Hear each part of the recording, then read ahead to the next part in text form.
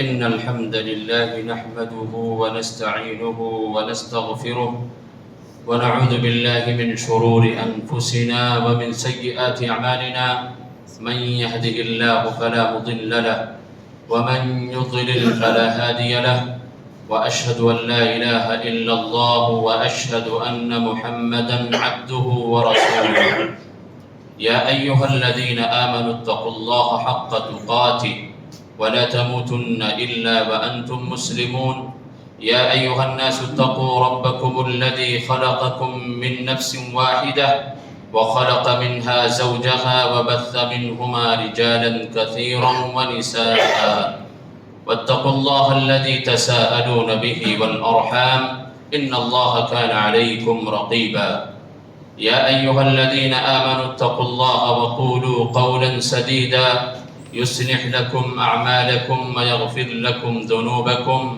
ومن يطع الله ورسوله فقد فاز فوزا عظيما أما بعد فإن خير الحديث كتاب الله وخير الهدي هدي محمد صلى الله عليه وسلم وشر الأمور محدثاتها وكل محدثة بدعة وكل بدعة ضلالة وكل ضلالة في النار أعوذ بالله السميع العليم من الشيطان الرجيم بسم الله الرحمن الرحيم كلوا واشربوا ولا تسرفوا ہر طرح کی بڑائی کبریائی بزرگی اللہ سبحانہ و تعالی کے لیے ہے جو خالق کائنات مالک ارض و سما ہے۔ درود و سلام ہو تمام انبیاء کرام کی جماعت پر، خصوصاً آخری نبی جناب محمد الرسول اللہ صلی اللہ علیہ وسلم کی ذات گرامی پر۔ حاضرین جمعہ، بزرگوں، ساتھیوں، پردہ نشین ماں اور بہنوں، اسلام مکمل نظام حیات ہے۔ زندگی کا کوئی حصہ، کوئی گوشہ ایسا نہیں کہ جس میں اسلام کی تعلیم موجود نہ ہو۔ اسلام اور شریعت کا سب سے بنیادی مقصد اور غرض یہ ہے کہ اس کے ماننے والے، فرما برداری کرنے والے تمام ان چیزوں کو حاصل کر سکیں جو ان کے دین، اسلام، ان کی ذات کے لیے مفید ہوں، ان چیزوں سے اپنے آپ کو بچا سکے جو ان کے دین، اسلام اور خود ان کی ذات کے لیے نقصان دہ ہو۔ اسی کے ضمن میں جو آیت کریمہ ہم نے تلاوت کی ہے، انشاءاللہ تبارک و تعالی آج کے خطبہ جمعہ میں تمباکو، بیڑی، سگریٹ، افیم، کھینی، گٹکا اور پھر اس سے ملتے جلتے جتنی بھی ساری چیزیں ہیں، وہ سب اس کے اندر انشاءاللہ شامل ہوں گی۔ رب کی توفیق سے گفتگو کرنا چاہوں گا۔ ہم معاشرے کے اندر دیکھتے ہیں کہ جو اس کے عادی ہیں، جو اس کا استعمال کرتے ہیں، وہ سب سے پہلے اس کو نہ چھوڑنے کی وجہ سے، اپنی اس عادت سے باز نہ آنے کی وجہ سے وہ شریعت کو ٹارگٹ کرتے ہیں اور وہ یہ کہتے ہیں کہ یہ چیز حرام کے درجے میں نہیں، یہ مکروہ ہے، اور یہ کہہ کر کے ہمارا نوجوان، بزرگ اور یہاں تک کہ 8، 10، 12 اور 15 سال کے وہ بچے جو ابھی اسکول کی زندگی گزار رہے ہیں، اور پھر اس میں ایسا نہیں کہ خواتین اس سے دور ہیں، خواتین بھی اس میں ملوث ہیں۔ وہ اسے معمولی سمجھ کر کے اس کا استعمال کرتے ہیں اور اپنی گاڑھی کمائی کو اس پہ صرف کرتے ہیں۔ تو اسے انشاءاللہ تبارک و تعالی 10 دلائل کے ذریعہ سے آج کے خطبہ جمعہ میں ہم یہ جانیں گے کہ یہ حقیقت میں حرام کے درجے میں ہے، اور حرام کے درجے میں کیوں ہے وہ ساری وضاحتیں انشاءاللہ آئیں گی۔ سب سے پہلی وجہ اس کے حرام ہونے کی، اس موضوع پر گفتگو بہت الگ الگ انداز سے کی جا سکتی ہے کہ اس کے نقصانات کیا ہیں، ذاتی طور پر، سماجی طور پر، خاندانی طور پر، گھریلو طور پر، مالی اعتبار سے، اخروی طور پر۔ لیکن آج جو گفتگو ہوگی وہ یہ کہ یہ کن وجوہات کی بنیاد پر حرام ہے۔ سب سے پہلی چیز یہ ہے کہ تمباکو غلیظ اور خبائث میں سے ہے، جیسا کہ قرآن میں اس تعلق سے ذکر ہے، يَسْأَلُونَكَ مَاذَا أُحِلَّ لَهُمْ قُلْ أُحِلَّ لَكُمُ الطَّيِّبَاتُ، کہ اے نبی آپ سے یہ حلال اور طیب پاکیزہ چیزوں کے تعلق سے سوال کرتے ہیں، تو ان سے کہہ دو کہ تمہارے لیے پاکیزہ حلال طیبات پاک ہیں۔ اور دوسری جگہ پر اللہ نے کہا وَيُحِلُّ لَهُمُ الطَّيِّبَاتُ، ان کے لیے جو طیبات ہیں، پاکیزہ چیزیں ہیں، وہ حلال ہیں۔ وَيُحَرِّمُ عَلَيْهِمُ الْخَبَائِث، اور جو خبائث ہیں وہ ان پر حرام ہیں۔ اب ہر عقل مند ذی شعور انسان سوچے غور کرے کہ یہ چیزیں پاکیزگی میں ہیں یا یہ کہ یہ چیزیں خبائث میں سے ہیں۔ ہر عقل مند اس چیز کو سوچ سکتا ہے، سمجھ سکتا ہے۔ اور اس کے لیے میں بتاؤں کہ اگر کسی انسان کو یہ کہا جائے کہ تم جب ٹوائلٹ کے اندر جاؤ گے تو میں تمہارے لیے شربت پیش کروں گا، تمہارے لیے کچھ کھانے کی جو پاکیزہ ہیں اس کو پیش کروں گا، کیا کوئی عقل مند یہ گوارا کرے گا کہ ٹوائلٹ کے اندر یا ایسی جگہ جہاں گندگی ہو وہاں ان چیزوں کو وہ کھا یا پی سکتا ہے؟ لیکن ہم آپ دیکھتے ہیں کہ ایسے لوگ جو سگریٹ، تمباکو، بیڑی کے عادی ہیں، وہ ان چیزوں کا استعمال کہاں پہ کرتے ہیں؟ عام جگہوں پر کرتے ہیں، لیکن ٹوائلٹ کے اندر بھی کرتے ہیں، جہاں خبائث چیزیں موجود ہوتی ہیں وہاں بھی کرتے ہیں، اور انہیں اس چیز سے گھن بھی محسوس نہیں ہوتی۔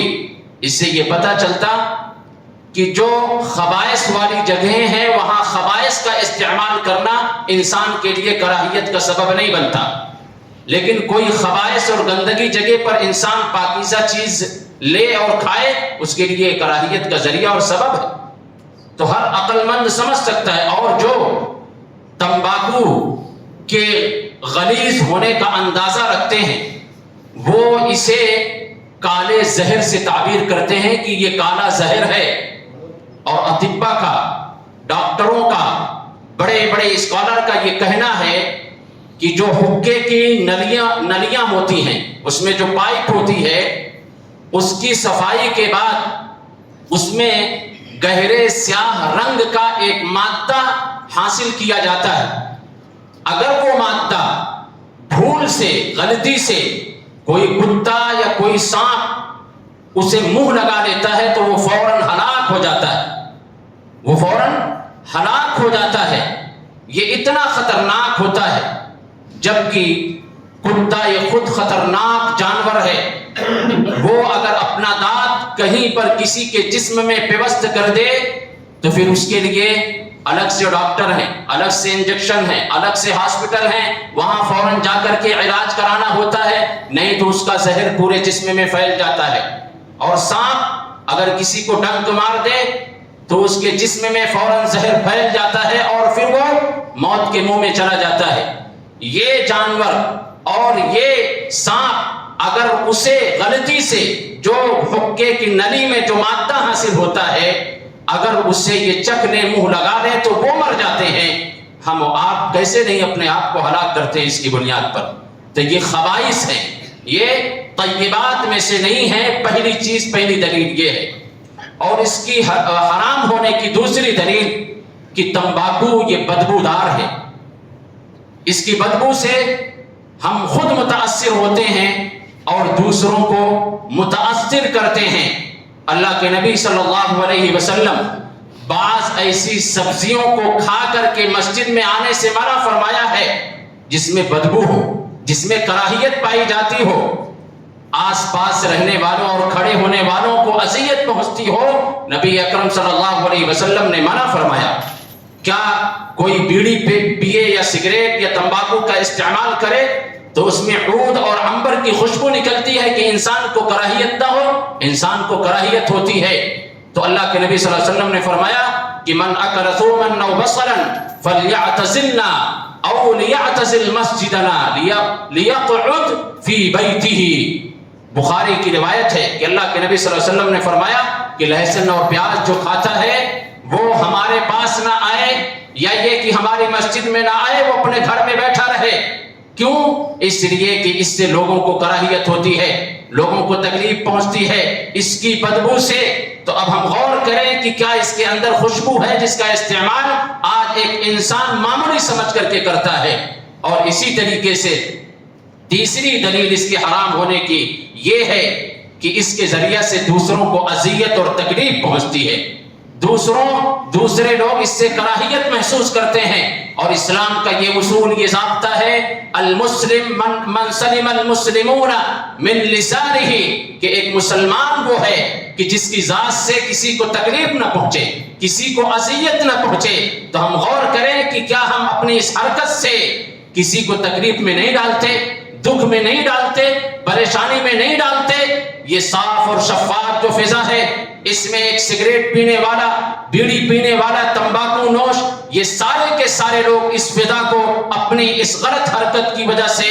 آلود کرتے ہیں، اور ایک مسلمان کے ناک میں دھوئیں اڑا کر کے اس کی ناک میں دم کر دیتے ہیں۔ شریعت نے اس سے ہمیں اور آپ کو منع کیا ہے کہ تم اس طریقے سے کسی کو تکلیف میں نہ ڈالو۔ ہم آج سفر کرتے ہیں، اگر کسی کا ٹکٹ ٹرین میں اے سی کوچ میں ہو، ہم میں سے کوئی بتائے کہ اگر کوئی انسان اس اے سی ڈبے میں، اس کوچ میں سگریٹ یا بیڑی جلا کر کے یا تمباکو یا کھینے کا استعمال کر کے بیٹھے تو بتاؤ اس پورے کوچ میں، صرف آجو باجو میں نہیں، پورے کوچ کے اندر کیا کیفیت ہوگی؟ سارے کے سارے ڈبے والے آپ پر پل پڑیں گے اور یہ کہیں گے کہ یہ حرکت تم یہاں نہیں بلکہ باہر جا کر کے کرو۔ کیا معلوم چلا کہ یہ خبائث ہے، یہ تکلیف دہ چیز ہے، یہ نقصان دہ چیز ہے جس کو کوئی گوارا نہیں کرتا۔ جو شریف انسان ہو، جو شریف انسان ہو، اس کو قبول نہیں کرتا ہے۔ ایسی بس میں آپ سفر کریں، اس کا استعمال نہیں کر سکتے ہیں۔ کوئی بھی جو خاص جگہ ہو جہاں پر شریف انسان رہتے ہو وہاں اس کا استعمال ممنوع کیوں ہے؟ اسی وجہ سے کیونکہ یہ خبائث ہے اور لوگوں کو تکلیف اور اذیت میں ڈالنے والی چیز ہے۔ اور اللہ کے نبی صلی اللہ علیہ وسلم نے فرمایا الا تؤذوا المسلمین، ترمذی کے اندر موجود ہے روایت کہ کسی مسلمان کو تم تکلیف میں نہ ڈالو۔ یہ تکلیف اور اذیت پہنچانے کا ہم اپنی اس غلط حرکت کی بنیاد پر سبب اور ذریعہ بنتے ہیں جس سے شریعت ہمیں منع کرتی ہے۔ چوتھی دلیل یہ ہے کہ اس کے ذریعہ سے اللہ کے مقربین بندوں کو بھی تکلیف ہوتی ہے۔ وہ کون ہے؟ وہ فرشتوں کی جماعت ہے، وہ فرشتوں کی جماعت ہے، انہیں بھی اس سے تکلیف پہنچتی ہے۔ اللہ کے نبی صلی اللہ علیہ وسلم نے فرمایا فَإِنَّ الْمَلَائِكَةَ تَتَأَذَّى مِمَّا يَتَأَذَّى مِنْهُ بَنُو آدَمَ، رواہ مسلم، کہ جس سے انسان کو تکلیف پہنچتی ہے اس سے فرشتوں کو بھی تکلیف پہنچتی ہے۔ انسان کو ان چیزوں سے تکلیف پہنچ رہی ہے تو پھر یہ جان رکھیں کہ فرشتوں کو بھی اس سے تکلیف پہنچ رہی ہے۔ اللہ کے نبی صلی اللہ علیہ وسلم نے منع فرمایا ہے، تو فرشتوں کو تکلیف پہنچانا کیا یہ کوئی معمولی بات ہے؟ یہ حرام کے درجے میں ہے۔ اسی لیے اللہ کے نبی صلی اللہ علیہ وسلم نے فرمایا کہ اس سے فرشتوں کو تکلیف پہنچتی ہے۔ پانچویں دلیل کہ یہ فضول خرچی کے دائرے میں، یہ فضول خرچی کے دائرے میں ہے۔ ہر عقل مند ذی شعور مسلمان اس بات کو بخوبی جانتا اور سمجھتا ہے کہ جس مال کا مالک میں ہوں، جو مال ہماری ملکیت میں ہے، حقیقت میں اس کا مالک اللہ سبحانہ و تعالی ہے، اللہ سبحانہ و تعالی ہے۔ تو ہر عقل مند اور عقل مندی کا یہ تقاضا ہے کہ جب ہم یہ چیز مانتے ہیں کہ یہ حقیقت میں اس کا مالک اللہ سبحانہ و تعالی ہے، تو پھر اس مال کو کہاں خرچ کیا جائے گا؟ اس مال کو وہیں خرچ کیا جائے گا جہاں اللہ سبحانہ و تعالی کا حکم ہوگا۔ اللہ کا حکم جہاں ہوگا اس مال کو ہم وہیں پر خرچ کریں گے، یہی عقل مندی کی دلیل ہے۔ اور اللہ نے کیا کہا؟ کلوا واشربوا ولا تسرفوا انہ لا يحب المسرفین، کھاؤ اور پیو، اسراف نہ کرو، یعنی حلال چیزوں میں بھی اسراف نہ کرو، حد سے تجاوز نہ کرو، حد سے آگے نہ بڑھو، اور حرام چیزوں میں اپنے مال کو خرچ نہ کرو۔ یہ اسراف کے دائرے میں آتا ہے۔ ولا تبذر تبذیرا کہا کہ تم بیجا خرچ نہ کرو، کیوں؟ ان المبذرین کانوا اخوان الشیاطین، یہ بیجا خرچ کرنے والے، حرام چیزوں پر اپنا مال لگانے والے، یہ رحمان کے نہیں شیطان کے ہوا کرتے ہیں، یہ شیطان کے بھائی ہیں، یہ کسی صالحین اور سچے لوگوں اور ایماندار اور اسلام والوں کے بھائی اور ساتھی نہیں ہیں، یہ ایسے لوگوں کے ہیں جو جو شیطان والے حرکت کرتے ہیں، ان کے ساتھ ان کا معاملہ ہوگا۔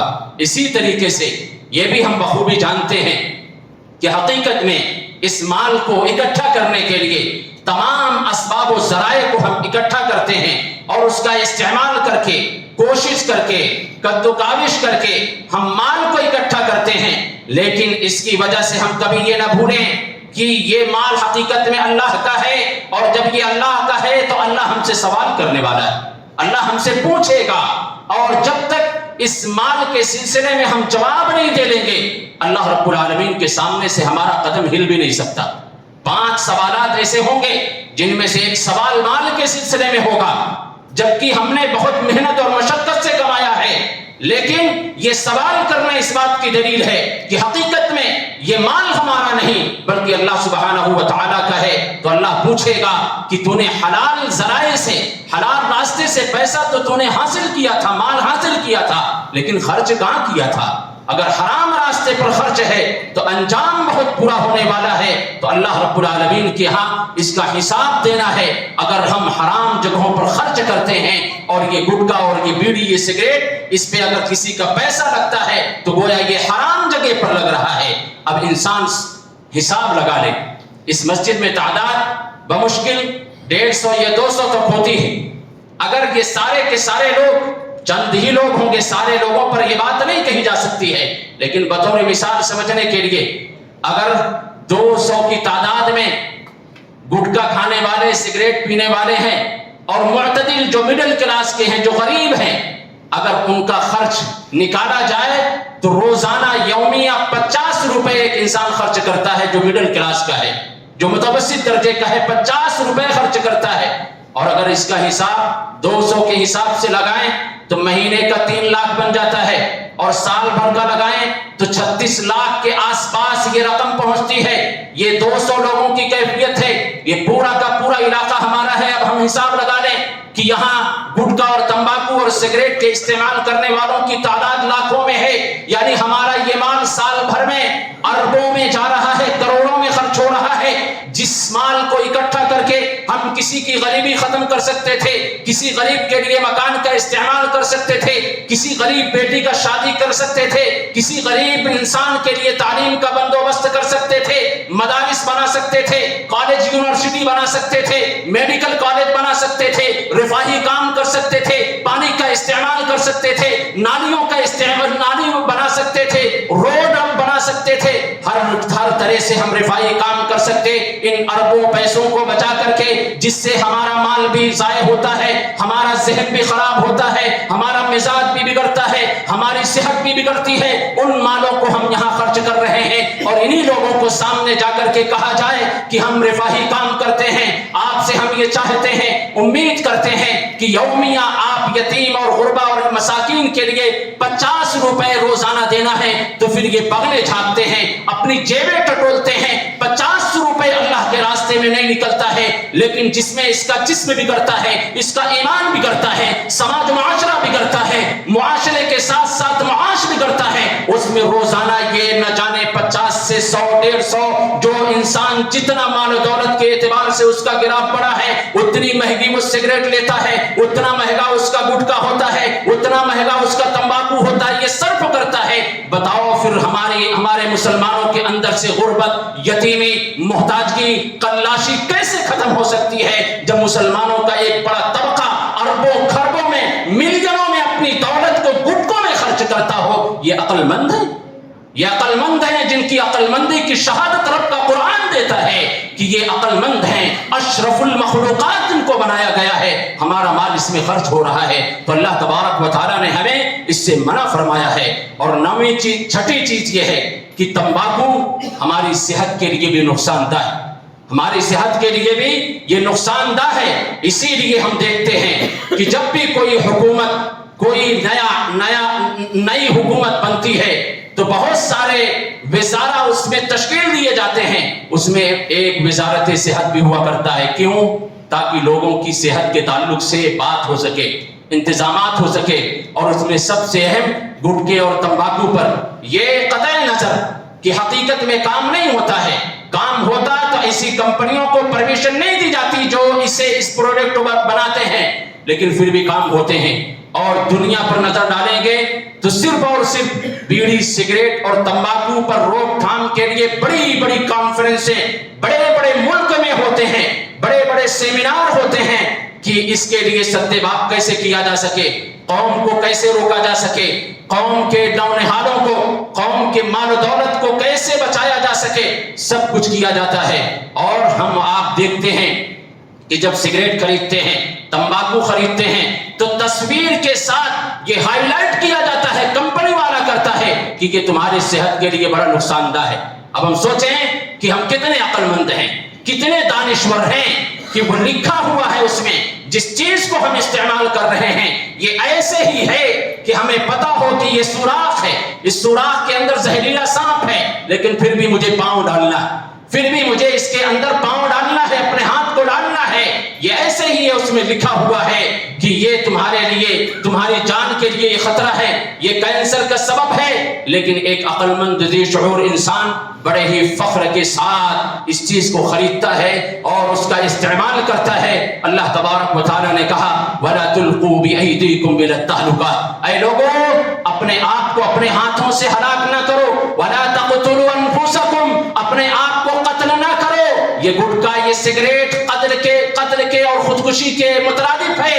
ایک انسان جب اس کا استعمال کرتا ہے اس کی صحت بگڑتی ہے، اس کی صحت خراب ہوتی ہے، اور جب صحت خراب ہوتی ہے تو اس پر بھی اس کا مال صرف ہوتا ہے۔ تو اللہ تبارک و تعالیٰ نے اس سے منع کیا ہے۔ اور ڈاکٹروں کو اگر دیکھیں، جو اطباء نے اس کے نقصانات ذکر کیے ہیں کہ یہ پھیپھڑوں کے کینسر کا سبب بنتا ہے، جبڑوں کے کینسر کا سبب بنتا ہے، اس سے انسان کا ہاضمہ بگڑ جاتا ہے، انسان کا ذائقہ ختم ہو جاتا ہے، اور اس سے سرعت انزال ہوتا ہے، اور مردانگی قوت میں اس سے کمزوری آ جاتی ہے، اور اس سے دانت میں دھبے لگتے ہیں، ہونٹ میں کالا پن آ جاتا ہے، اور نہ جانے کتنی بیماریاں اس کی وجہ سے پنپتی ہیں اور اٹھتی ہیں۔ پھر جب یہ بیماریاں اس میں آ جاتی ہیں تو بلا کہے، بلا کسی تاکید کے وہ انسان اسے چھوڑ دیتا ہے۔ لیکن پہلے کہا جائے کہ میرے عزیز، میرے دوست، یہ تمہارے لیے نقصان دہ، اس کے چھوڑ دو، تو کہتا ہے عادتیں چھوٹتی نہیں۔ لیکن جب بیماری لگی تو پھر وہ عادت تیری کہاں گئی؟ وہ عادت تیری کیسے ختم ہو گئی؟ تو ایک عقل مند انسان پہلے سے یہ انتظام کرتا ہے کہ ہمیں کینسر جیسی بیماری، ہارٹ جیسی بیماری، سانس جیسی بڑی اور خطرناک بیماری ہمیں نہ لگنے پائے، نہ چھونے پائے، پہلے سے اس کا انتظام کرتا ہے۔ اور ہم آپ اس چیز کو استعمال کرتے رہتے ہیں تو انسان کے اندر یہ بیماریاں اس کی وجہ سے پنپتی ہیں اور بڑھتی ہیں۔ ساتویں چیز یہ ہے کہ اس سے عقل کے لیے بھی یہ نقصان دہ ہے، عقل کے لیے بھی یہ نقصان دہ ہے۔ کیوں؟ اس لیے کہ عقل مند ہوتا ہی وہی ہے کہ جو اس کی صحت کے لیے، جسم کے لیے، دین کے لیے فائدے مند ہو، مفید ہو، وہ اسی کا استعمال کرتا ہے۔ ایسی چیزوں کا استعمال ایک عقل مند کر ہی نہیں سکتا ہے کہ جو سماج کے لیے، معاش کے لیے، اس کی ذات کے لیے نقصان دہ ہو، ایسی چیزوں کا استعمال نہیں کر سکتا ہے۔ اور یہ صرف نقصان اس کی ذات نہیں بلکہ معاشرے کا بھی نقصان ہوتا ہے. بیوی بچوں کے ساتھ اس کا استعمال کرتا ہے، ان پر اس کا اثر پڑتا ہے.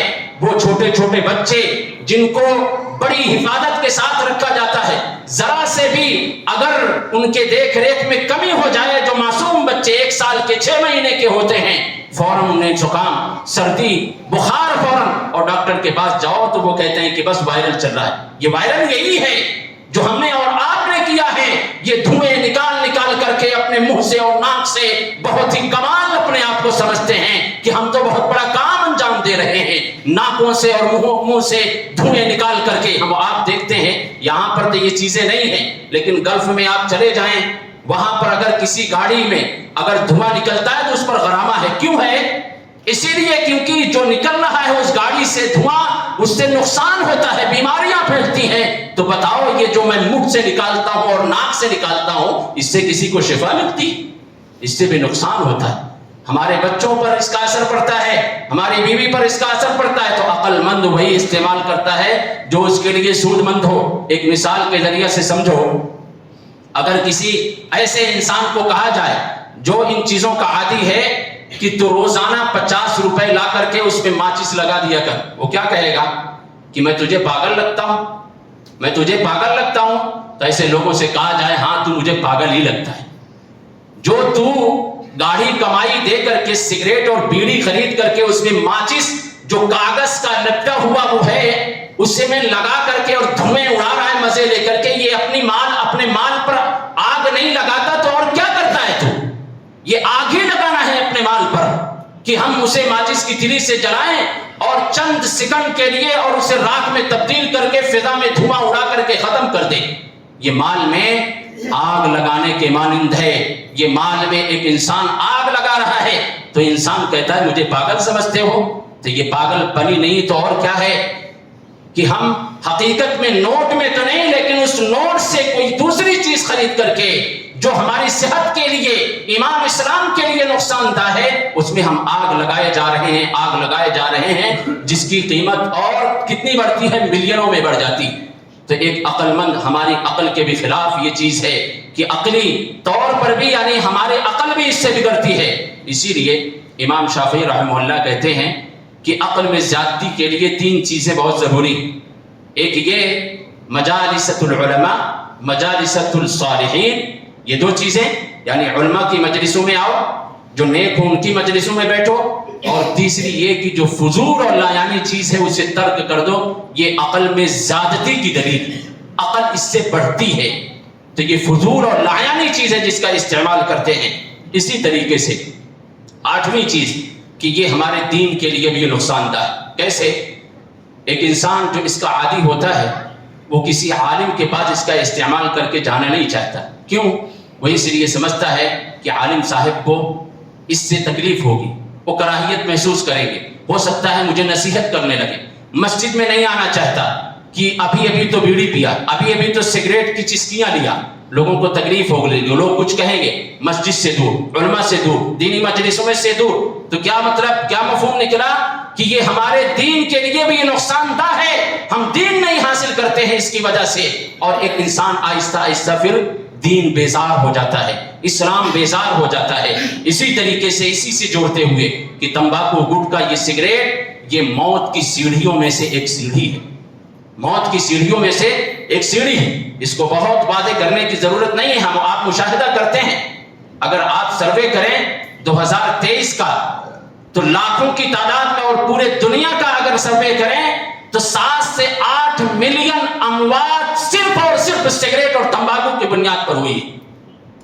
7 اور 8 ملین کی تعداد میں انسان موت کی آغوش میں گیا ہے، تو صرف اور صرف کس کی وجہ سے؟ تمباکو اور بیڑی اور سگریٹ کے لیے. میں اپنی عورتوں کو مخاطب کر کے کہوں گا کہ آپ اپنے شوہروں پر، بیٹے ہیں ان پر، آپ ہر چیز منوا لیتی ہیں، اپنی جو مرضی، اپنی جو خواہش کی ہو، یہ بھی آپ منواؤ کہ آپ کو اس کو چھوڑنا پڑے گا. نہیں تو آج سے ہمارا اور آپ کا ایک ساتھ رہنا یہ مشکل ہے، کیونکہ میں اس چیز کو برداشت نہیں کر سکتی. یہ بدبو، یہ گھناؤنی چیز، یہ ہمیں برداشت نہیں ہے. آپ تھوڑی سی سختی برتیں، آپ دوسری چیزوں میں جس طریقے سے اپنے کپڑے کے لیے، ناز و نخرے کے لیے، بازار میں گھومنے کے لیے، ہوٹلوں میں جانے کے لیے جس طریقے سے آپ ضد کرتی ہیں، نخرے کرتی ہیں، اسی طریقے سے اس میں بھی آپ نخرے دکھائیں. یہ نخرہ آپ کے رب العالمین کو پسند آئے گا انشاءاللہ. آپ کے رب کو پسند آئے گا انشاءاللہ. آپ اس پر بہت حد تک ان چیزوں سے مردوں کو روک سکتی ہیں. نویں دلیل یہ ہے کہ تمباکو نوشی یہ مقاصد شریعت کے خلاف ہے. مقاصد شریعت کے خلاف ہے. اللہ نے شریعت نازل کی ہے تو کچھ نہ کچھ مقصد ہر حکم کے اندر موجود ہے، اور اللہ اس کی تکمیل ہم سے چاہتا ہے کہ ہمارا بندہ اسے مکمل کرے، اسے پائے تکمیل تک پہنچائے. اور شریعت کا ایک بنیادی اور اہم ترین مقصد کیا ہے؟ جلب المنافع و درء المفاسد.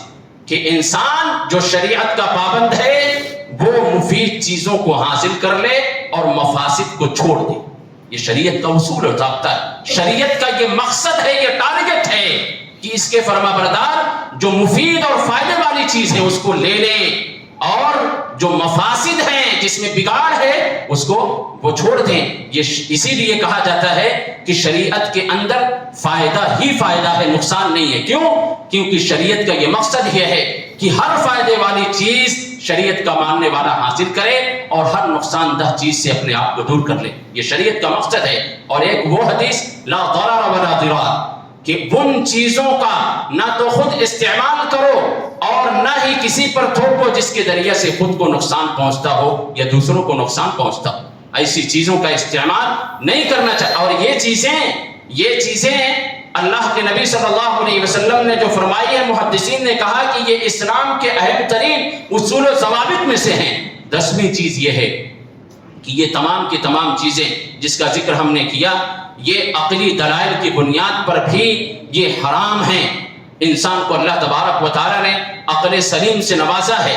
اب اس انسان سے پوچھا جائے کہ اس کا تو استعمال کرتا ہے، تیری اس سے بھوک مٹتی ہے، پیاس ختم ہو جاتی ہے سگریٹ پینے سے، تیرا ہاضمہ اس سے درست ہو جاتا ہے، سانس کی بیماری اس سے ختم ہو جاتی ہے، ہارٹ کی بیماری اس سے ختم ہو جاتی ہے، کینسر اگر تجھے لگا ہو تو وہ ختم ہو جائے گا، تیرے جسم کا کوئی فائدہ، تیرے ایمان کا کوئی فائدہ، تیرے معاش کا کوئی فائدہ، تیرے معاشرے کا کوئی فائدہ، تیرے بیوی بچوں کا کوئی فائدہ، ان سے سوال کرے تو وہ کہے گا کہ نہیں، کوئی فائدہ نہیں.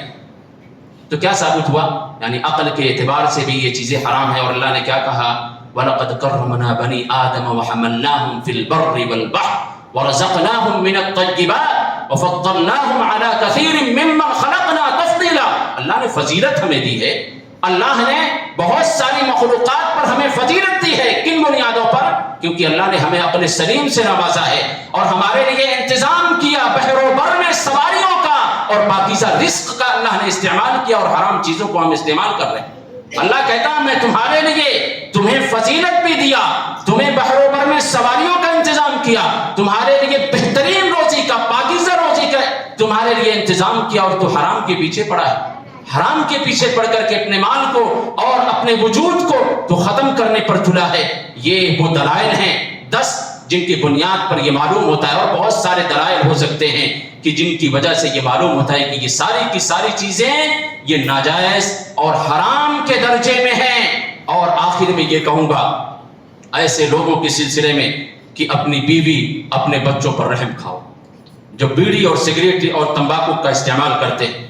یہ مثالیں موجود ہیں کہ کتنے نوجوان ایسے ہیں جو اس کی لت میں پڑے، 2-3 بچیاں چھوٹی چھوٹی، لڑکے بھی شامل، بیوی کی عمر بھی ابھی بہت نہیں، لیکن کینسر اور کسی مرض میں مبتلا ہو کر کے وہ اس دنیا سے رخصت ہو گئے. بچے بے سہارا، بیوی بیوہ ہو گئی، تڑپ تڑپ کر کے سب زندگی گزار رہے ہیں. اس لیے میرے عزیزوں، آپ اپنے پر رحم کرنے کے ساتھ ساتھ کم از کم جو آپ کے پیچھے آپ کی اولادیں ہیں ان کے سلسلے میں سوچو کہ اگر آپ اس بیماری میں ملوث ہو جاؤ گے تو ان کا خرچہ کون برداشت کرے گا.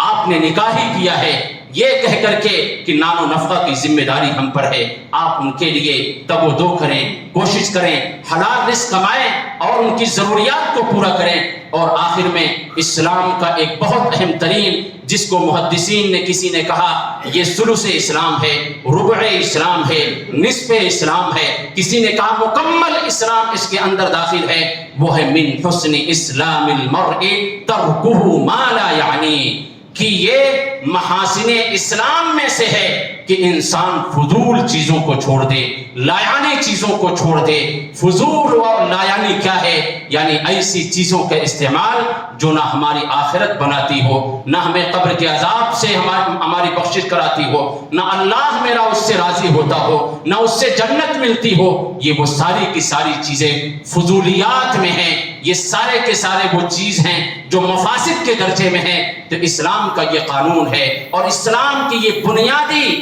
یہ مقصد ہے کہ انسان ان چیزوں کو چھوڑ کر کے اپنی زندگی کو گزارے۔ اللہ تبارک و تعالیٰ سے دعا ہے کہ اللہ تبارک و تعالیٰ ہم تمام کو سگریٹ اور بیڑی سے اور ان تمام چیزوں سے جو اس کے درجے میں اس کے دائرے میں آتی ہیں، اللہ رب العالمین ہمیں بچا کر کے رکھے۔ اللہ جب تک زندہ رکھے دین اسلام پر زندہ رکھے، وفات و دین اسلام پر ہو، آمین۔ تقبل یا رب العالمین، وآخر دعوانا الحمد للہ رب العالمین۔